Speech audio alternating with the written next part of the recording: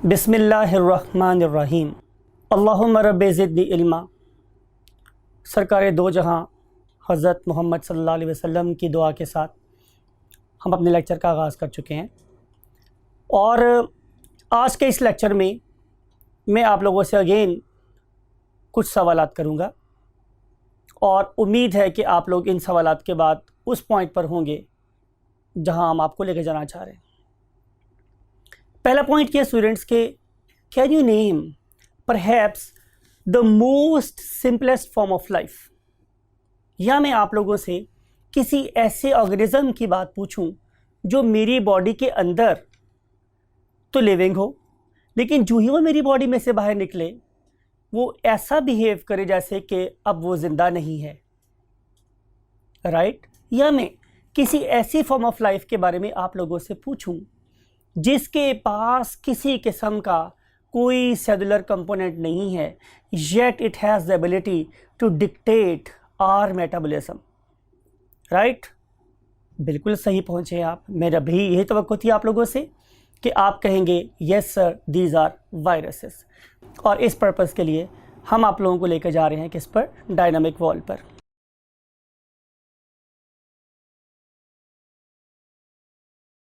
तो 1796 की बात है, हमें एक बड़ा अजीबोगरीब किस्म का वाक़या देखने को मिला और उस ज़माने में हम उससे साइंटिस्ट कह सकते हैं, उसका नाम था एडवर्ड जेनर। उस पर्टिकुलर साइंटिस्ट के दौर में एक डिज़ीज़ अपने फुल स्विंग पर थी, पूरे उरूज पर थी, और उसका नाम था स्टूडेंट्स व्हाट? Small pox. अब इम्पॉर्टेंट बात यह है कि स्मॉल पॉक्स अफेक्ट कर रही थी ह्यूमंस को, तो कॉ पॉक्स अफेक्ट कर रही थी गाय वगैरह को। बहुत से लोग स्मॉल पॉक्स की अटैक्स की वजह से इस दारे फ़ानी से कूच फरमा रहे थे। अल्लाह ताला ने एडवर्ड जेनर को स्पेशल किस्म की आइज़ दी और उसने एक बड़ा यूनिक फैक्ट ऑब्जर्व किया कि उस पर्टिकुलर इलाका में एक मिल्क मेड जिसे हम गवालन बोलते हैं, शी वॉज देयर। उसने देखा कि सब लोगों को affect you can say small pox का इन्फेक्शन हो रहा है, लेकिन इस गवालन को स्मॉल पॉक्स नहीं हो रही। सो ही वेंट देयर, उसने ऑब्जर्व किया कि इस पर्टिकुलर गवालन के हाथ पे एक छोटा सा ज़ख़म है, लेकिन वो ज़ख़म, वो लीजन किसका नहीं था? स्मॉल पॉक्स का नहीं था। उसे सोचना शुरू किया कि आखिर इस पर्टिकुलर गवालन को स्मॉल पॉक्स क्यों नहीं हो रही। He was of the view कि शायद ये जो कॉजेटिव एजेंट है गाय का और इंसान का मिलता जुलता है मगर एक जैसा नहीं है। तो शायद ऐसा हो सकता है कि गाय का जो डिजीज़ कॉजिंग एजेंट है वो इस ज़ख्म के थ्रू उस गवालन की बॉडी में चला गया और उसने उसके अंदर एक दिफाई निज़ाम पैदा कर दिया। ये वाला वायरस उस गवालन की बॉडी में चला गया और उसने उसके अंदर एक दिफाई निज़ाम को स्टार्ट कर दिया। फिर जब ह्यूमन स्मॉल पॉक्स के वायरसेस उसकी बॉडी में गए तो उन्होंने उनको फाइट किया और फाइट करने के बाद इस पर्टिकुलर गवालन को स्मॉल पॉक्स होने से बचा लिया। लेकिन you know very well students कि साइंस सिर्फ किस्से कहानियों पे बिलीव नहीं करती। Science always demands what? Proof. इस पर्पज़ के लिए उसे एक अदद वॉलंटियर की ज़रूरत थी। उस दौर में भी अजीम लोग प्रेजेंट थे। वहाँ पे एक खातून थी, उसने अपने 12 साल के बच्चे को पेश किया कि अगर आपकी ये थ्योरी ठीक है तो लेट्स टेस्ट इट। वैसे भी तो इतने लोग दारे फ़नी से चले जा रहे हैं और अगर एक शख्स इंसानियत के नाम पे कुर्बान हो गया तो नो प्रॉब्लम एट ऑल। उसने अपनी थ्योरी को टेस्ट करने के लिए कॉ पॉक्स के वूंड में से वायरसेस कलेक्ट किए और कलेक्ट करने के बाद उसे उस 12 साल के बच्चे को इंजेक्शन की फॉर्म में लगा दिया। देन वो अपनी थ्योरी पे काम कर रहा था कि मैं इस वायरस को उसकी बॉडी में जाके काम करने देता हूं और इस पर्टिकुलर बच्चे के दिफाई निज़ाम को ट्रिगर होने देता हूं। After few days, may be 2 और 3 वीक्स, उस ऑर्गेनिज्म, उस पर्टिकुलर बच्चे को एक बहुत ही मुश्किल फेज से गुजरना था और वो फेज ये थी कि अब उसकी बॉडी में स्मॉल पॉक्स के वायरसेस इंजेक्ट करने थे जो उसकी जान भी ले सकते थे। बहरहाल उस पर्टिकुलर एडवर्ड जेनर ने इस बच्चे की बॉडी में ह्यूमन स्मॉल पॉक्स के वायरस इंजेक्ट कर दिए। वक्त गुजरता गया, लेकिन इस बच्चे को स्मॉल पॉक्स नहीं हुई। सो जो उसका थ्योरी थी, उसका एक आइडिया था, it was turning into a reality, उससे एक रियलिटी बन गई। अब क्या हम सिर्फ एक बच्चे के साथ ये प्रोसेस होता हुआ देख के कंक्लूड कर लें कि जनाब अगर स्मॉल कॉपॉक्स के वायरस लगाओगे और उसके बाद स्मॉल पॉक्स के वायरस लगाओगे तो क्योर हो जाएगा? तो again answer is no. Science always believe in repeated results. हमें बार बार रिजल्ट्स को रिप्रोड्यूस करना होता है, तब हम जाके किसी थ्योरी या लॉ पे पहुंचते हैं। उसके बाद एडवर्ड जेनर ने 23 और लोगों के साथ ऐसा ही किया। वो इन सब लोगों को स्मॉल पॉक्स के वायरसेस इंजेक्ट करता, जो बेसिकली इनइफेक्टिव हो जाते due to already existing immune system और defence system in the body. तो एक बड़ी इंटरेस्टिंग स्टोरी थी जिसके थ्रू हम लोगों ने देखा कि एक टर्म इंट्रोड्यूस हुई बाद में, जिसका नाम था वैक्सीनेशन। उन पर्टिकुलर लोगों में की लैंग्वेज में, जिसे हम लैटिन लैंग्वेज बोलते हैं, उसमें वैका का मतलब VACCA का मतलब, वैका का मतलब होता है काउ। तो सबसे पहले चूंकि हम लोगों ने लोगों को वैक्सीन करने के लिए, लोगों को बीमारियों से बचाने के लिए गाय को इस्तेमाल किया था, तो उसी टर्म को हम आज तक यूज़ कर रहे हैं to salute the contribution of Edward Jenner, right. अब हम इस पर्टिकुलर लेक्चर को स्टडी करने के लिए मूव करते हैं व्हाइट बोर्ड पर। तो एज यूजुअल मैं आप लोगों के लर्निंग ऑब्जेक्टिव्स बता रहा हूँ, मीन्स कि आप लोगों को by the end of lecture क्या क्या पता होना चाहिए। तो आंसर इसके हम ऑलरेडी डिस्कस कर चुके हैं इंट्रोडक्शन में, what about the history of what viruses और वायरल डिजीजेस। अब हम जो पढ़ने वाले हैं स्टूडेंट्स वो ये है कि what are the basically meanings of viruses. So we want to start with this point, that is the meanings of virus. तो स्टूडेंट्स ये बड़ी सिंपल सी बात है, लेकिन इस पर्टिकुलर वर्ड मीन, मैं वायरस की बात कर रहा हूँ, इसका नाम वायरस कैसे पड़ा हम इसको भी थोड़ा ठहर के डिस्कस करेंगे। लेकिन फ़िलहाल आप लोगों ने इतना याद रखना है कि ये एक लैटिन वर्ड है और इस लैटिन वर्ड का मतलब होता है पॉइजन और जहर, पॉइजन या जहर। इंपॉर्टेंट बात यह है कि जब ये वर्ड इनको असाइन किया गया स्टूडेंट्स, तो उस पर्टिकुलर टाइम पे हम वायरसेस के बारे में कुछ भी नहीं जानते थे। हमारा ये ख्याल था कि ये तो सिर्फ एक केमिकल है जो किसी भी ऑर्गेनिज्म से ज़िंदगी छीन सकता है, तो लिहाजा हमने इसे वायरस का नाम दिया। मैं फिर दोबारा रीइंफोर्स कर रहा हूँ आप लोगों के लिए कि उस वक्त हम इसे सिर्फ एक केमिकल कंसिडर करते थे और हम उसे एक लिविंग एंटिटी कंसिडर नहीं करते थे। उसकी लॉजिकल ग्राउंड्स आप लोगों से हम थोड़ी देर बाद में डिस्कस करेंगे। अगली बात स्टूडेंट्स ये है कि मैंने एक वर्ड आप लोगों के लिए लिखा है क्रोनोलॉजिकल ऑर्डर, यानी कि हम लोग आहिस्ता आहिस्ता मॉडर्न टाइम की तरफ मूव करेंगे। तो हम देखेंगे कि सबसे पहले कौन सा काम हुआ, 1884 में हमने क्या रिड्यूस किया, फिर 1892 में हमारी क्या फाइंडिंग हुई, फिर 1822 में हम लोगों ने क्या अंडरस्टैंड किया, और उसके बाद इवेंचुअली जिस मकाम पे हम आज खड़े हैं वहाँ तक पहुँचने में किन किन साइंटिस्ट ने हमारी हेल्प की है।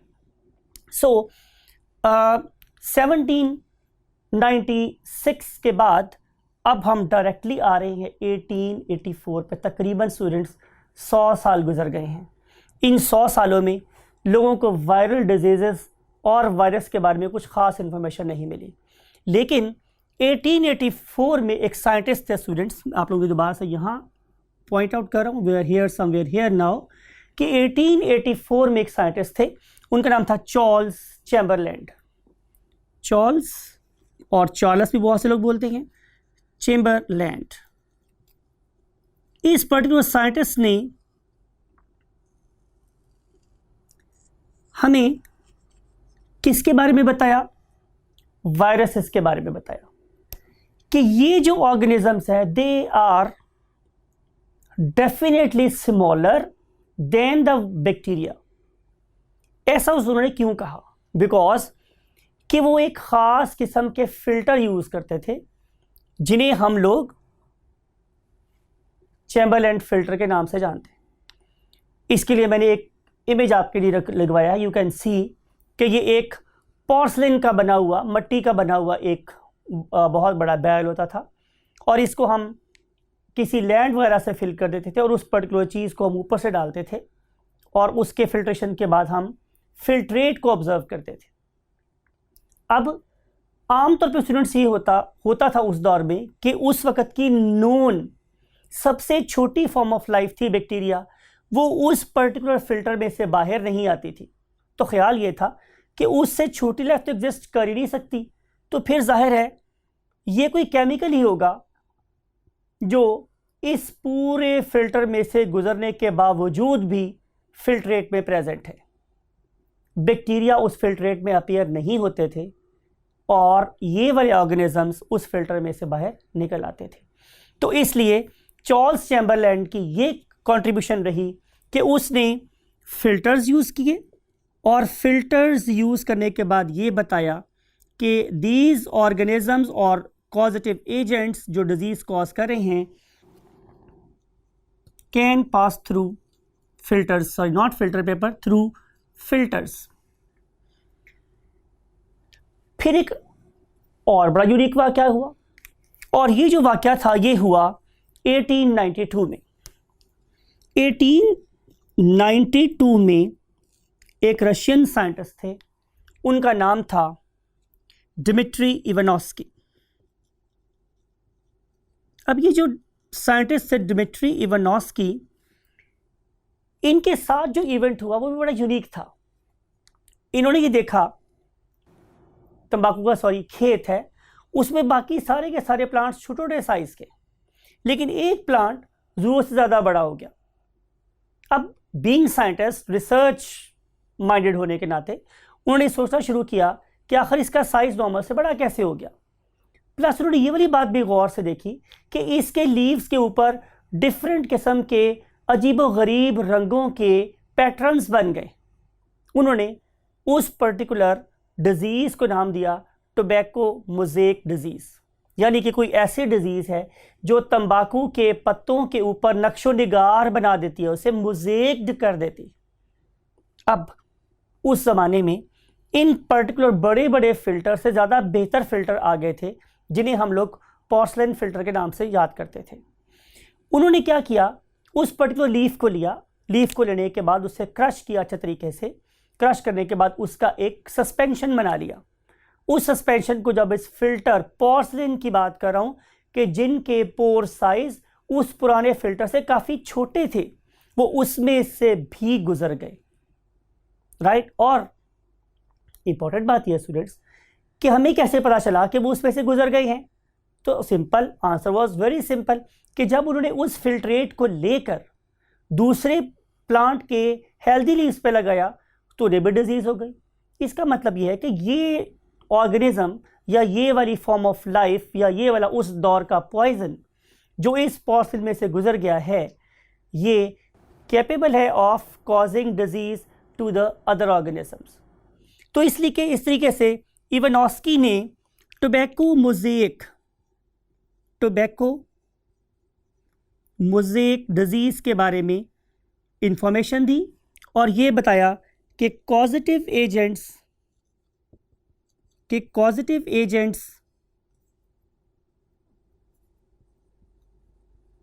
Can pass through porcelain filters.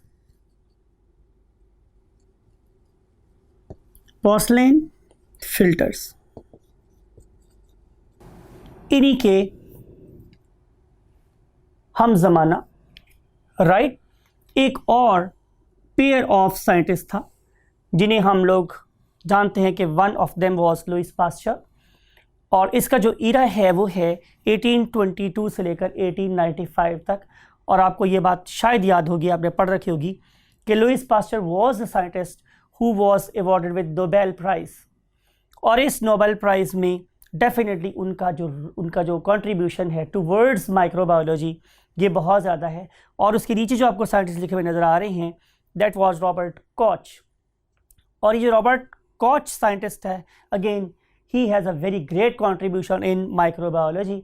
और नेक्स्ट चैप्टर में हम लोग ये देखेंगे कि रॉबर्ट कॉच ने ही हम लोगों को एक बहुत इंपॉर्टेंट थ्योरी दी जिसे हम जर्म थ्योरी ऑफ डिजीजेस कहते हैं।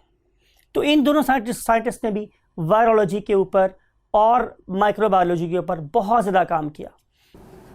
हम डिस्कस कर चुके हैं contribution of Louis Pasteur and Robert Koch. अब हम डिस्कस ये करने वाले हैं कि आखिर उन्होंने अपने इस लंबे तहकीकाती दौर में जो ऑब्जर्वेशंस की उसके बाद उन्होंने कंक्लूड क्या किया। सो हम ऐसा ही करते डायरेक्टली कि हम 1822 से लेकर और 1910 तक का जो इरा है, जो दौर है, जो पीरियड है, उसमें इन साइंटिस्ट की कंक्लूजन को स्टडी कर रहे हैं। उन्होंने ये बोला कि नंबर 1 कि बहुत सी ऐसे डिसऑर्डर्स हैं, डिजीजेस हैं कि जिनका ताल्लुक किसके साथ है, जाहिर है किसी जर्म के साथ है। और ये जर्म क्या हो सकता है, जाहिर है या तो ये वायरस होगा और या फिर ये बैक्टीरिया होगा। उन्होंने फर्दर ये बात भी बताई कि ये दोनों के दोनों जो माइक्रोस्कोपिक ऑर्गेनिज्म हैं उनसे प्रोड्यूस होने वाली diseases they can be very fatal, वो बड़ी जानलेवा साबित हो सकती हैं और उसकी वजह से ऑर्गेनिजम्स की डेथ भी हो सकती है। इसको ही हम लोगों ने क्या बोला था, जर्म थ्योरी ऑफ डिजीजेस। और इस पर्पस के लिए उन्होंने हमें 2 एग्जाम्पल्स बताई, जिनमें से एक का नाम था स्टूडेंट्स क्या, foot mouth disease. Foot mouth disease. और ये फुट माउथ डिजीज 1898 में डिस्कवर हुई। सिमिलरली उन्होंने एक और डिजीज के बारे में हमें बताया जिसका नाम था येलो फीवर। और ये डिजीज येलो फीवर 1910 में डिस्कवर हुई। राइट, अब हम मूव करेंगे, उन डिजीजेस के बारे में कुछ पढ़ेंगे जिनके बारे में आज हम जानते हैं, mean current known viral diseases. So latest और known viral diseases.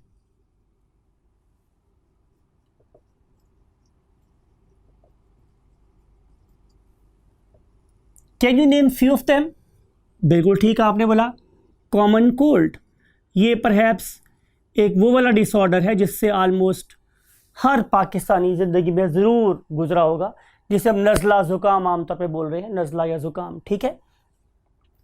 फिर उसके बाद हमारे पास जैसे अभी यहाँ पर लिखा येलो फीवर, राइट। फिर हम एक नाम और लिख सकते हैं, वो क्या है स्टूडेंट्स, हेपेटाइटिस। आज के दौर की एक बहुत ही फेमस डिजीज है हेपेटाइटिस। और आपको पता है इसके डिफरेंट टाइप्स हैं, hepatitis A, B, C, D वगैरह।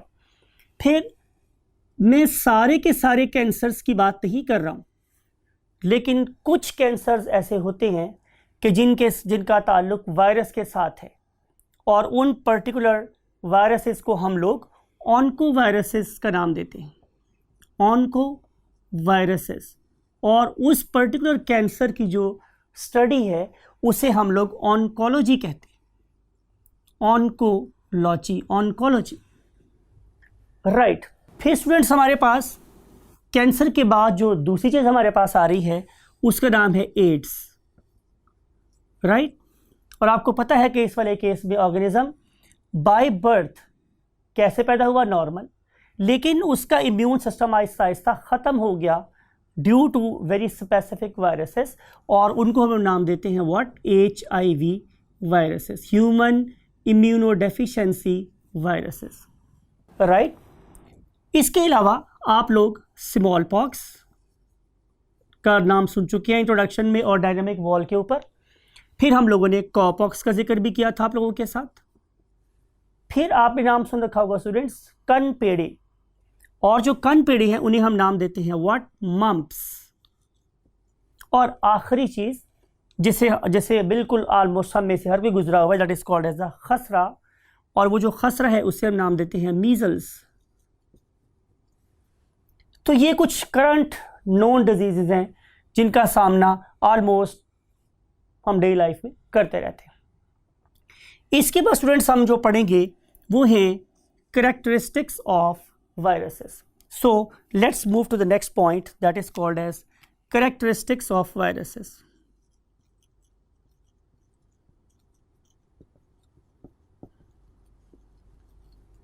Characteristics of viruses.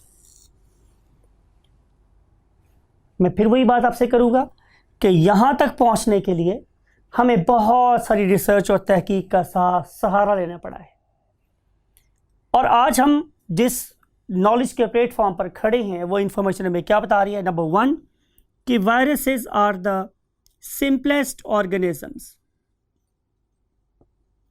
ये बहुत ही सिंपलेस्ट किस्म के ऑर्गेनिजम्स हैं।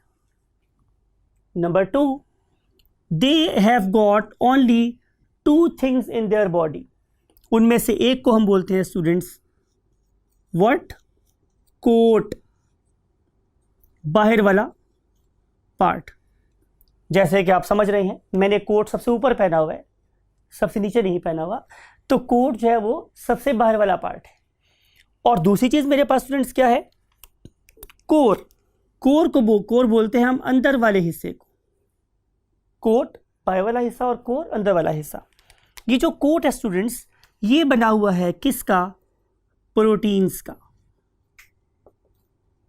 और ये जो मेरा कोर है ये बना हुआ है हेरिडिटरी मटेरियल का।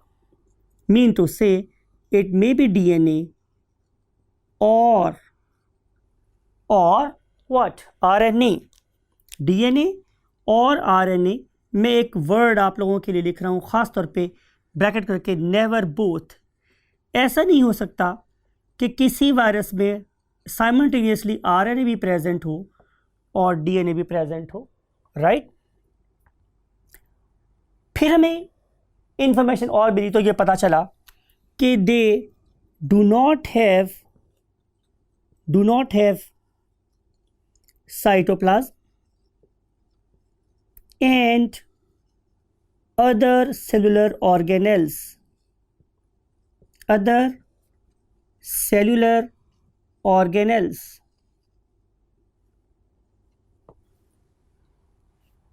साइटोप्लाज्म भी नहीं, इसके पास अपना राइबोसोम भी नहीं है, अपनी गोल्गी apparatus नहीं है, माइटोकॉन्ड्रिया नहीं है। भाई अगर इनके पास ऐसी कोई चीज़ नहीं है तो फिर ये अपनी सारी की सारी चीज़ें मीन्स अपनी प्रोटीन और अपना डीएनए नया कैसे बनवाते हैं? तो answer is they use the metabolic machine of the host. मैं बिल्कुल ये वर्ड आप लोगों के लिए लिख रहा हूं यहां पे कि दे यूज मेटाबॉलिक मशीन्स और machinery of the host. Host की सब चीजें इस्तेमाल करेंगे और होस्ट के ही अगेंस्ट काम कर रहे होंगे। इस किस्म के पैरासाइट को कि जो मेरी बॉडी के अंदर सिर्फ जिंदा है या मेरी बॉडी पे 100% डिपेंड कर रहा है और जो मेरी बॉडी में से बाहर निकलने के बाद जिसकी डेथ हो जाएगी, उसे हम लोग नाम देते हैं व्हाट? Obligatory parasites. उसे लोग नाम देते हैं स्टूडेंट्स क्या? Obligatory parasite.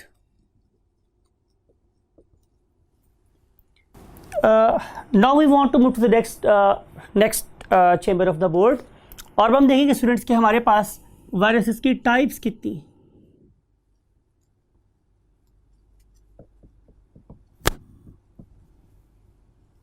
There are 3 main types of viruses. Number 1, plant viruses. नाम इंडिकेट कर रहा है कि ये हमारे प्लांट्स को डिजीजेस कॉज करेंगे और उनकी मेटाबॉलिक मशीन को यूज करेंगे टू प्रोपेगेट। अपना नंबर बढ़ाने के लिए वो प्लांट सेल्स की मशीन को यूज करेंगे। ज़्यादा डिजीज़ भी ये प्लांट को ही लगाएंगे या करेंगे। फिर उसके बाद आ जाते हैं स्टूडेंट्स हमारे पास व्हाट, एनिमल वायरसेस, यानी कि ये ऐसे वायरसेस हैं जो एनिमल्स में डिजीज़ कॉज करते हैं, कॉज डिजीजेस इन एनिमल्स। तो जाहिर सी बात है कि इनके बारे में हम क्या लिखेंगे, cause diseases in plants, right. फिर जो थर्ड टाइप के वायरसेस हैं उन्हें हम लोग नाम देते हैं बैक्टीरियोफेजेस, बैक्टीरियोफेजेस, यानी कि ये स्पेसिफिक किस्म के फेज वायरसेस हैं जो कि cause diseases in bacteria only, ये बैक्टीरिया में डिजीज कॉज करते हैं। आप लोगों की बुक में इस वायरसेस वाले टॉपिक में एक येलो बॉक्स गिवन है। उस येलो बॉक्स में आप लोगों को ये इंफॉर्मेशन दी गई है कि बेसिकली बैक्टीरियोफेजेस के बारे में टॉड और हेरल्ड नामी साइंटिस्ट को कैसे पता चला। तो उस पर्पस के लिए ये एक एनिमेशन आप लोगों के पास नज़र आ रही है। आप लोगों को आपको नज़र आ रहा है कि यहाँ पे एक अदद क्या है स्टूडेंट्स, पेट्री प्लेट। इस पेट्री प्लेट में हमने ऑलरेडी बहुत से बैक्टीरियल कॉलोनीज को ग्रो किया हुआ, you can see over here, उनका कलर आप देख रहे हैं। फिर अगली वाली फेज़ में यू कैन सी कि हम लोगों ने एक ऐसा सोल्यूशन रखा है कि जिसके अंदर बहुत से वायरसेस प्रेजेंट हैं। फिर हम लोगों ने मीन्स टॉट और हेरल ने क्या किया कि उन लोगों ने इस पर्टिकुलर इनोकुलेशन लूप के साथ इन पर्टिकुलर वायरसेस को, उनमें से आधी कॉलोनीज को क्या कर दिया, इनोकुलेट कर दिया, मीन उनको इन्फेक्ट कर दिया। फिर हमने क्या किया स्टूडेंट्स कि 24 घंटे के लिए इस पेट्री प्लेट को इंक्यूबेटर में प्लेस कर दिया। 24 घंटे के बाद, 24 घंटे गुजरने के बाद एक बड़ी अजीब किस्म की इंफॉर्मेशन उनके सामने आई, या उन्होंने इसको फाइंड किया कि ये वाली पर्टिकुलर कॉलोनीज के जो वायरस से इन्फेक्ट की गई थी, यू कैन सी कि वो सारी की सारी ऑल टुगेदर फट गई हैं। तो ये फटी हुई कॉलोनीज आप लोगों को नज़र आई और ऐसा सा ये भी देखा गया कि ये कॉलोनीज ऑलमोस्ट वहाँ से वैनिश हो गई। इसका मतलब ये था कि इन वायरसेस ने उन बैक्टीरिया को एनगल्फ कर लिया या खा लिया। फिर 2 साल के बाद इसी पर्टिकुलर साइंटिस्ट ने ये टर्म कॉइन की, जिसका नाम क्या था स्टूडेंट्स, बैक्टीरियोफेज, यानी कि ये एक ऐसे वायरसेस हैं जो बैक्टीरिया को खा लेते थे, ऑटो उनकी फेजी कर लेते थे। जब भी आप मेडिकल साइंसेज में कहीं वर्ड यूज़ करते हैं फेगस और फेजी, तो फेजी का मतलब होता है खा देना, फेगस मीन खाने वाले। तो बैक्टीरियोफेजेस मीन्स ऐसे वायरसेस जो बैक्टीरिया को खा लेते थे। So that's it for the part 1 of this lecture. और अब हम आपसे मिलेंगे स्ट्रक्चर ऑफ वायरस के साथ लेक्चर नंबर 2 में। Take very good care of yourself. Bye bye.